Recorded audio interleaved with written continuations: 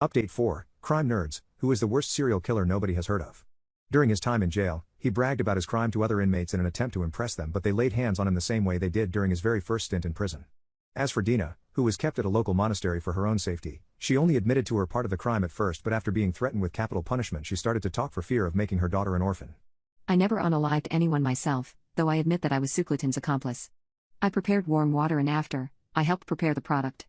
I cleaned the house after to conceal traces of red. I admit my responsibility for these activities don't diminish it, but it was Suklatin who roped me into it. I was afraid. Better to be on his side than become product. The police also arrested Anatoly Nikitin, who helped the Suklatin during his last venture, as well as Rinat Volkov, who took part in some of the schemes. Suklatin, Dina, and Nikitin were transferred to Moscow, where they underwent psychiatric evaluation and were all deemed fit to stand trial. Dina was diagnosed with substance problems and psychopathy-like personality changes, whereas Suklatin was noted to possess psychopathic personality traits, such as egocentrism, heightened excitability, cruelty, and vindictiveness.